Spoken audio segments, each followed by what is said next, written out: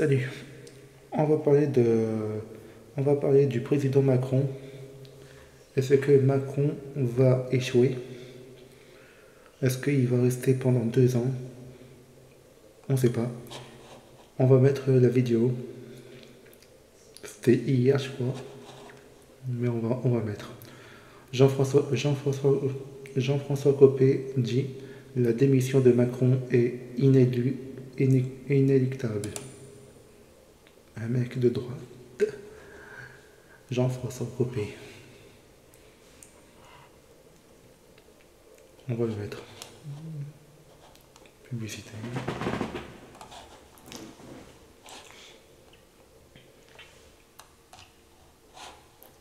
Si ça vient.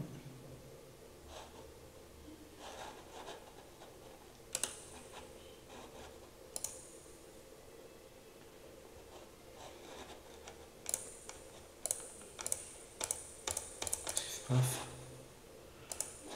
On va refaire. Ah, il y a un problème. Je refais.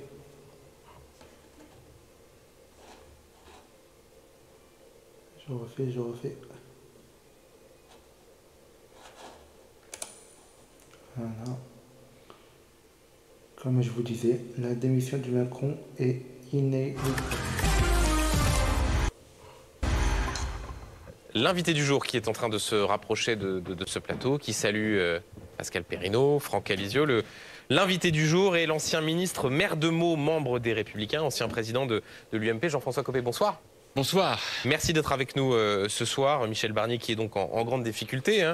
Son gouvernement qui pourrait tomber dès la semaine prochaine sous pression des oppositions, notamment du Rassemblement national. Je me souviens, Jean-François Copé, vous avez reçu plusieurs fois, faisiez partie des plus ardents défenseurs du rapprochement entre la droite, les macronistes. Vous souteniez Michel Barnier.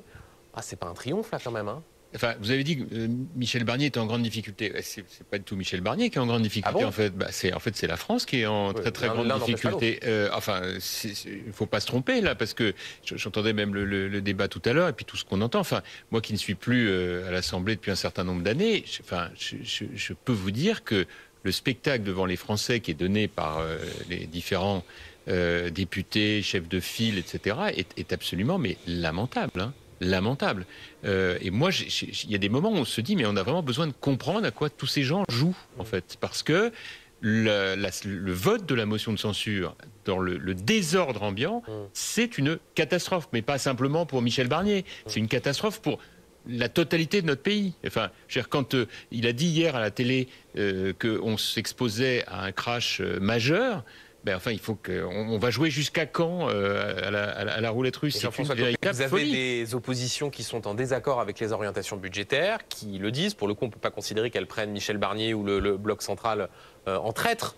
Vous leur dites, au fond, OK, vous n'êtes pas d'accord avec le budget, mais soutenez malgré tout les initiatives prises par Michel Barnier? Qu'est-ce que vous leur demandez? Non, vous savez ce que je leur dis? Je leur dis, écoutez, en fait, on est tous, de LFI au RN, en passant par LR et les macronistes, on est tous victimes de cette dissolution qui ressemble à rien et dont on paye tous les jours le prix. Bon, il n'y a plus qu'une solution pour résoudre le problème, qu'une seule. C'est une nouvelle élection présidentielle, il faut qu'elle soit anticipée, parce qu'il n'y a que Emmanuel Macron qui ne s'est pas rendu compte, mais il va bien falloir qu'à un moment ou un autre, ses amis ou ceux qui l'aiment bien le lui disent, il ne s'est pas rendu compte qu'il ne peut pas tenir jusqu'en 2027. Bon, mais c'est pas possible. Il faut arrêter de se mentir. Juste parce que c'est impossible. C'est important ce que vous dites. Mais bien sûr. Mais vous dites ce soir, parce que au fond, l'idée d'une démission du président de la République, on l'entend à la France Insoumise, on l'entend au Rassemblement national. Vous dites ce soir, il n'y a pas d'autre solution pour débloquer la seule chose, le jeu institutionnel, c'est que le président de la République démissionne. De ce point de vue, je ne comprends rien à la stratégie de Marine Le Pen. Je ne suis pas son conseiller, en rien, mais si je devais un jour, qu'à Dieu ne plaise, participer à une réunion avec des gens qui l'interrogent sur le sujet, je lui dirais, mais Madame Le Pen, c'est quoi votre calcul? Parce que aujourd'hui, voter une motion de censure, aujourd'hui, ça veut dire d'abord qu'il faut qu'elle la vote avec l'extrême gauche, donc il faudra qu'elle l'explique. Deuxièmement, qu'elle plante le pays immédiatement, parce qu'on n'a pas de budget, il ne faut pas nous raconter qu'on va faire le budget de 2024, budget qu'elle n'a pas voté non plus, d'ailleurs. Bon, tout ça, ça ne tient pas la route. Et troisièmement, avant les fêtes de Noël, c'est-à-dire à un moment où l'économie a absolument besoin, et le pays, de sérénité. Bon, sachant que, si son but ultime, c'est une présidentielle, puisque c'est ça le vrai sujet, c'est qu'à un moment ou un autre, eh bien, il y a une vraie confrontation et qu'on dise aux Français, bah écoutez, c'est vous qui voyez les Français, c'est vous qui allez choisir une bonne fois pour toutes. Et puis là, depuis maintenant 6 mois que c'est le désordre avec cette dissolution, on ne peut pas dire qu'on n'était pas prévenu. En juin dernier, on n'était pas prévenu. Mais là, maintenant, on est prévenu. Donc chacun verra ce que ça veut dire de voter RN, de voter LFI ou de voter pour des partis de gouvernement, parce que c'est vraiment pas la même chanson. Bon, mais au moins les Français, maintenant, ils sont alertés. Où est le désordre et où est la sérénité? Bon. Madame Le Pen, elle, si elle déstabilise le pays aujourd'hui, les gens vont le mettre à son débit. C'est-à-dire que tout le travail de respectabilité, j'ai une cravate, je suis propre, je suis poli, j'aime les enfants, j'aime les animaux, tout ça, ça tombe en éclats parce qu'elle est prête à voter avec Mélenchon pour plomber le pays. Parce qu'il n'y a pas de censure de Michel Barnier s'il n'y a pas un vote commun de LFI et du RN. Hein. On va décortiquer tout cela. Le faire aujourd'hui n'a aucun sens puisqu'en vérité, il n'y a pas de dissolution possible avant le 9 juin. Donc, si on veut une présidentielle anticipée, et je pense qu'il n'y a pas d'autre solution, les guichets ne sont ouverts qu'à partir du mois de février ou mars prochain. Parce que là, la Constitution est claire, il y a 50 jours. Dans une élection présidentielle anticipée, il y a 50 jours. Donc à partir de février ou mars, on est peu ou prou à 50 jours du droit réouvert de dissolution de juin prochain. Ça a du sens. Et je pense que c'est inéluctable. Inéluctable. Donc, sinon, le pays ne peut pas continuer de vivre comme ça jusqu'en 2027. C'est impossible. Donc une élection présidentielle anticipée est inéluctable. Parce qu'au fond, la question qui se pose, si Michel Barnier tombe, c'est dans le mécano institutionnel qui pourrait être... Vous dites de toute façon, la seule solution, c'est la démission du président de la République. Mais Benjamin Duhamel, c'est une grande blague de penser qu'en faisant tomber Michel Barnier, on va renommer un autre Premier ministre. Mais ils sont fous au RN, là j'entendais ce qui se disait tout à l'heure. Au RN et au Bloc Central aussi. Moi j'ai entendu personne, Jean-François Copé, à droite ou Benjamin Duhamel, au sein du socle commun, parier sur la démission du président. Non. Ça bien sûr, vous avez raison. Mais pensez, comme je l'entends parfois même à l'Élysée, que le renversement du gouvernement Barnier, il va y avoir comme ça, comme si de rien n'était, un nouveau gouvernement qui va émerger, parce qu'on va dire, bah tiens, ça va être Bayrou, puis pourquoi pas je sais pas qui. Mais ils sont tous fous. La vérité, c'est qu'il n'y aura pas plus de solutions politiques. Il faudra qu'on nous explique pourquoi Madame Le Pen censure un gouvernement Barnier, puis il ne viendrait pas censurer un gouvernement Bayrou. Ça se tord de rire. Bon, donc tout ça est totalement incohérent, et il ne faut pas penser que Madame Le Pen gagne quoi que ce soit en crédibilité et en respectabilité en renversant complètement la table et en paralysant le pays par un vote qu'elle ferait, je le répète, avec l'extrême gauche. C'est là où je me dis, mais qui conseille ces gens? C'est de la folie. On entend, Jean-François Copé, votre colère. Votre propos singulier, je le répète, au sein de ce qu'on appelle le bloc, le socle commun. Vous dites la seule solution pour le président de la République, c'est démissionner. Mais vous entendez aussi les soutiens d'Emmanuel Macron qui disent une démission, c'est une déstabilisation des institutions. Pas du tout. C'est la fameuse clarification dont on nous parle depuis bien longtemps. Parce que cette idée selon laquelle M. Macron pourrait tranquillement attendre le 9 juin prochain et au bout de 3 ou 4 gouvernements renversés, dissoudrait à nouveau. Si la situation revient encore plus bloquée parce que les Français ne veulent toujours pas de lui, c'est quoi la fin de l'histoire? C'est que là, il est vraiment obligé de démissionner, sauf que le nouveau président qui serait alors élu, pendant 1 an, ne peut pas dissoudre. Donc là, vous pouvez fermer la Maison France. Il n'y a plus rien qui fonctionnera. Donc, en réalité, sa responsabilité, mais historique, elle est d'assumer que sa démission est la solution au problème qu'il a posé avec cette dissolution. C'est triste à dire pour lui, je le reconnais volontiers, mais je ne sais pas comment on fait autrement.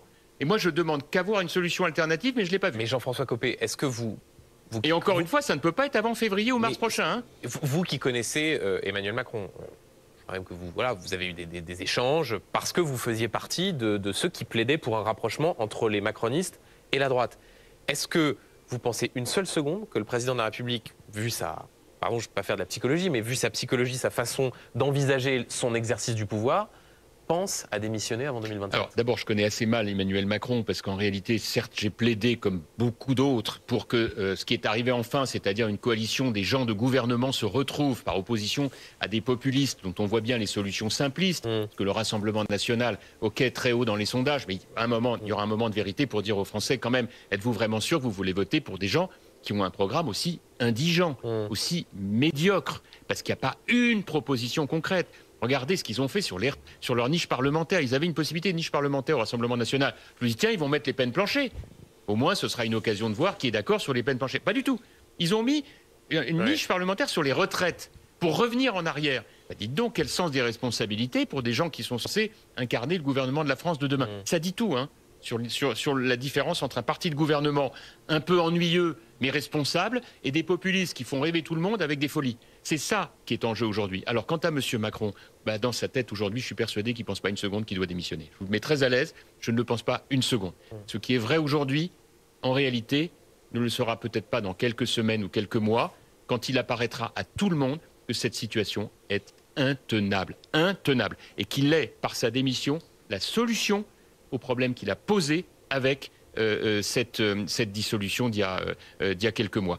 Tout le blocage est là. Ce que vous dites est important, et là encore pour ceux qui nous rejoignent, vous dites donc que la démission de Macron, d'Emmanuel Macron, est inéluctable. Elle est inéluctable. Avant cette éventuelle démission, on en est encore extrêmement loin. Est-ce que pour vous, la chute du gouvernement Barnier est de la même manière inéluctable la semaine prochaine? Non, je ne le dis pas. Est-ce qu'il peut encore se passer quelque chose pour éviter que le gouvernement Barnier tombe? Je vais vous dire une chose. Je pense qu'elle n'est pas inéluctable, elle est possible, mais cela signifierait que Mme Le Pen devrait expliquer aux Français comment elle fait pour voter avec l'extrême gauche, pour mettre le pays par terre à quelques semaines de Noël et créer immédiatement un choc économique démentiel. J'ajoute, Benjamin. Elle dit, il y a de la caricature, il y a de l'excès, il n'y a pas de shutdown à la française. Mais écoutez... les institutions sont faites de telle manière qu'il y aura cette loi spéciale. Benjamin Duhamel, moi je vais vous dire une chose. Si elle dit ça, c'est qu'elle ne connaît pas les institutions, ce qui veut dire que pour quelqu'un qui est candidat à la présidence de la République, il y a un problème. Parce qu'en réalité, tout le monde sait que la Ve République repose sur une cohérence parfaite entre le président de la République et l'Assemblée nationale. Il n'y en a pas. On est donc obligé de vivoter jusqu'à la prochaine échéance. Et il faut que cette échéance soit arrive le plus vite possible pour clarifier les choses. Et là, elle sera candidate. Et là, elle pourra développer ses éventuelles propositions. Nous le ferons de notre côté. Et les Français choisiront. Mais le faire aujourd'hui, ça veut dire en réalité qu'elle mettrait à bas tout l'effort de crédibilité qu'elle a tenté de faire depuis le début, en s'alliant avec l'extrême gauche pour mettre le pays par terre. Comment on en est arrivé là? Je le rappelle, vous plaidiez pour un rapprochement entre la droite et les soutiens d'Emmanuel Macron. Quelques jours après la nomination de Michel Barnier, je vous recevais sur ce plateau et vous disiez, au fond, il faut aider Michel Barnier. Bien sûr, mais je le dis toujours. Qu'est-ce qui s'est passé? Qui a fauté? Est-ce que c'est Michel Barnier qui s'est trompé dans le budget qu'il a proposé aux Français? Est-ce que ce sont ses alliés qui lui ont savonné la planche? Qu'est-ce qui s'est passé? Comment est-ce qu'on en arrive à un moment où vous, Jean-François Copé, dont on ne peut pas vraiment vous reprocher d'être un punk ou d'être une sorte de quelqu'un qui combat les institutions de la Ve République, vous dites ce soir, la seule solution pour Emmanuel Macron, c'est de démissionner. Comment est-ce qu'on en arrive là? Mais parce qu'un jour, le même Emmanuel Macron a décidé en 10 minutes de dissoudre l'Assemblée nationale. Quand vous avez dit qu'il faut aider Michel Barnier, Emmanuel Macron avait déjà dissous l'Assemblée. Ah bah bien sûr, mais donc depuis, qu'est-ce qu'on fait? En bricole? Mais qu'est-ce que vous voulez qu'on fasse d'autre? Il faut bien tenir la maison France. Donc qu'est-ce qu'on essaie de faire? On essaie de proposer un gouvernement minoritaire, avec un ensemble qui est quand même un peu plus majoritaire que LFI d'un côté et le RN de l'autre, pour essayer de tenir à peu près un budget le mieux possible, et puis essayer en 2025 de faire un certain nombre de réformes. Au passage, Bruno Retailleau est ministre de l'Intérieur, il fait un travail remarquable. Moi, je suis étonné que Madame Le Pen veuille renverser un gouvernement qui, au moins sur le plan régalien, fait des choses qui correspondent aux attentes des Français. Enfin, ça fait quand même un peu tristement sourire de voir que même là-dessus, elle fait comme si dans un excès. Comme mais si, Marine Le Pen, si éventuellement Bruno Retailleau réussissait, ça pouvait être un problème pour elle. Marine Le Pen, elle dit par exemple, moi je veux des engagements sur la question de la hausse des taxes sur l'électricité, sur la question des exonérations de cotisations. Alors là, il y a eu un accord en commission mixte paritaire sur le fait que finalement la baisse des exonérations sera plus réduite que ce qui était prévu. Pourquoi est-ce que Michel Barnier doit faire un geste supplémentaire à l'égard de Marine Le Pen? J'en sais rien. Ce que je note, moi, c'est que tous les gestes demandés par Madame Le Pen, c'est le refus de faire les efforts dont on a besoin pour réduire les déficits dont on a hérité du fait de la politique du chèque de Macron. Bon. Donc très bien, ça lui coûte pas cher. Ça s'appelle de la démagogie. Voilà. Qu'est-ce qu'elle a fait? Elle a proposé des hausses d'impôts massives, parce que tout d'un coup, ils ont oublié qu'ils avaient proposé des hausses d'impôts. Regardez toutes les hausses d'impôts qui ont été proposées au début de la discussion budgétaire par le RN. Comme par alors, le LFI, eux, c'est du délire, avec l'accord des socialistes, ce qui en dit long sur le fait que les socialistes auront vraiment beaucoup de comptes à rendre de leur alliance avec l'extrême gauche. Mais il ne faut pas croire, Mme Le Pen, elle n'est pas en reste. Hein. Elle aussi, dans son programme, elle propose des hausses d'impôts dans tous les sens. Donc tout ça est d'une démagogie extrême. Il n'y a jamais de proposition de baisse de dépenses dans le programme du Rassemblement national, sauf des trucs fumeux du genre on va baisser la contribution à l'Union européenne. Ah bah bien sûr, nos agriculteurs bénéficient aujourd'hui des aides européennes. Si on baisse la contribution à l'Union européenne, ce sera au détriment de nos agriculteurs. Je serais intéressé de savoir ce que la Confédération paysanne en pense. Mais Jean-François Copé, vous parlez du Rassemblement national, de la France insoumise. Je repose ma question. Est-ce qu'au fond, les alliés de Michel Barnier l'ont vraiment aidé dans la période? Laurent Wauquiez, vous voulez que je vous dise, Gabriel Attal, Benjamin Duhamel, je vais vous dire ce que je pense, ça dépend des jours. Voilà, il y a des jours où ils ont aidé, puis il y a des jours où les démons les ont repris. Plutôt plus de jours où les démons les ont repris, non? Peu importe, j'ai pas fait le compte et je préfère pas, mais c'est pas plus glorieux. Hein. Vous savez, on est dans une situation très grave en réalité, très très grave. C'est quoi? C'est une crise de régime? Écoutez, je sais pas. En tout cas, c'est une crise politique majeure, majeure. Et face à cette crise politique, en réalité, les prétendants à la présidence de la République, je n'ai jamais vu autant de ma vie d'ailleurs d'un coup, devraient se dire que, s'ils veulent vraiment incarner vis-à-vis des Français un peu de crédibilité pour maintenant ou pour plus tard, parce qu'il y en a qui sont jeunes là-dedans, hein, parce que la nouvelle mode en politique, c'est qu'on peut avoir 15, 20 ans, on peut y aller, tout ça, ça va vite. 15 ans, c'est compliqué. Mais, oui, mais on se prépare pour y être à des 21 ans en tout cas. Bon, mais ou 18, je ne sais plus, parce qu'on a beaucoup changé la Constitution là-dessus. Mais en tout cas, tout ça est un peu puéril en réalité, puéril. Et je pense que il faut bien comprendre que dans cette situation, personne n'a à y gagner. Quand Gabriel Attal n'arrive pas à un accord avec le gouvernement sur tel ou tel sujet, quand Laurent Wauquiez laisse la présidence de la Commission des affaires économiques à l'extrême gauche... Ils sont irresponsables tous? En tout cas, c'est un peu léger, quoi. Ouais. Un mot encore, Jean-François Copé. Je rappelle ce que vous dites sur l'inéluctabilité de la démission d'Emmanuel Macron. Si on suit votre logique, c'est-à-dire élection présidentielle anticipée en début d'année prochaine, au mois de mars, c'est au fond exactement aussi le pari que font Marine Le Pen, que fait Jean-Luc Mélenchon. Eux, pour le coup, ils sont en ordre de bataille. Ça veut dire que vous avez une élection présidentielle avec Rassemblement national en ordre de bataille, la France insoumise en ordre de bataille, et au milieu, il se passe quoi? C'est bien pour ça que j'en parle maintenant. Parce que je pense qu'effectivement, ça n'a pas de sens aujourd'hui, puisque le droit à dissolution n'est pas rouvert. Mais comme je vous le disais tout à l'heure, à partir du mois de février-mars, comme une élection présidentielle anticipée, c'est 50 jours, il faut que les partis de gouvernement commencent à se préparer. Et quand je dis se préparer, c'est pas chacun dans leur coin. Il faut reconstituer, par exemple, ce qu'était autrefois l'UMP, c'est-à-dire regrouper les macronistes de droite, les républicains, éventuellement quelques centristes qui veulent bien nous rejoindre, les partisans d'Édouard Philippe, et qu'on reconstitue une sorte d'UMP, un grand parti de droite et du centre, qui demain se prépare à une présidentielle anticipée et une législative anticipée. Et donc il faut un candidat commun entre, entre ceux qui soutiennent aujourd'hui Michel Barnier? Là, c'est un problème de mathématiques de niveau de CE2. Hein. Là, ça, c'est très simple. Hein. Au-delà d'un candidat et demi, on n'est pas au deuxième tour. Si Valérie Pécresse avait fait 12% aux dernières présidentielles au lieu du score qu'elle a fait, Macron n'était pas au deuxième tour. Voilà. Et donc, on avait une finale Mélenchon-Le Pen. Ça ne se joue pas à grand-chose. Hein. Donc, il faut qu'on ait un ou une candidat ou candidate unique pour notre famille politique. Et une famille politique élargie à l'ensemble de la droite. Qui est le mieux? Qui est là ou le mieux placé aujourd'hui? Ça, j'en sais rien. J'en sais rien, mais écoutez... vous devez avoir une idée quand même. Non, mais attendez, si on est dans l'urgence, il faudra regarder ça à travers les positionnements des uns et des autres au moment T. Le plus populaire, c'est Édouard Philippe. Oui, c'est Édouard Philippe, mais encore une fois, ça peut être aussi Michel Barnier s'il est en situation, ça peut être Gérard Larcher. Moi, je ne sais pas, je ne suis pas là pour faire ce genre de choix, ce n'est pas mon sujet. Ce qu'il faut, c'est qu'il n'en faut qu'un, premièrement. Et puis, deuxièmement, il faut que les partis politiques se parlent, qu'il y ait un intergroupe à l'Assemblée nationale et que petit à petit, on commence à réfléchir à des candidatures uniques dans les différentes circonscriptions. C'est un travail de mécano, mais qui a pour objectif de sauver la France et de la préserver des extrémistes. C'est quand même pas très compliqué à comprendre. Dernière question, vous pourriez vous-même être candidat? C'est bon, ils sont déjà 15. Pas être 16e. Un 16e. Non? Vous avez un sens de l'humour qui vous honore.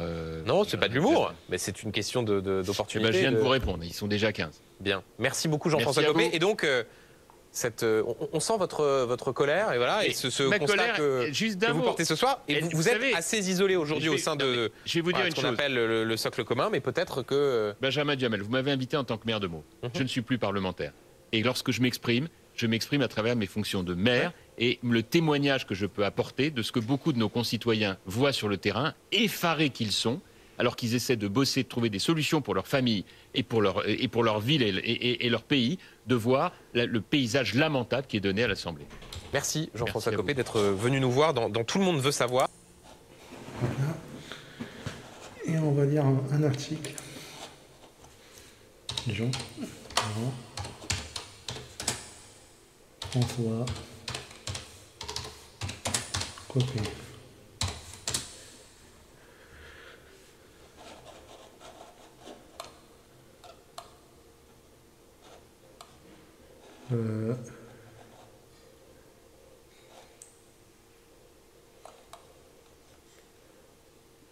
C'était quand? C'était il y a 6 jours. Hein. Il a été visé par une enquête pour son utilisation des véhicules. Ok.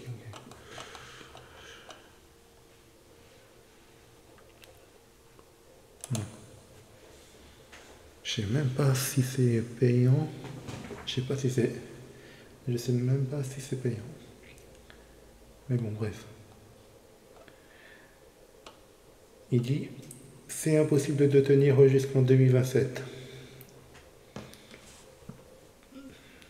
Jean-François Copé appelle à son tour à la démission d'Emmanuel Macron. Après l'appel en ce sens du député Lyot Charles de Courson, ce mercredi matin, le maire de Meaux a jugé sur BFM TV que les forces politiques sont toutes victimes de la dissolution, qui ne ressemble à rien. Et donc, on payait tous les jours le prix. 5 mois après la convocation de législatives anticipée au soir des européennes, Emmanuel Macron est perçu au sein de la classe politique comme le grand responsable du bourbier actuel, alors que le gouvernement Barnier ne peut s'appuyer sur une majorité à l'Assemblée, à l'inverse de l'assise relative de 2022 qui était soutien des équipes Borne et Attal. Il plane au-dessus du Premier ministre des menaces de censure en réponse au 49-3, probablement dégainé, selon les dires du Premier ministre, au moment du retour des projets du budget et au Palais des Bourbons. Avant même de connaître l'issue de cette... Avant même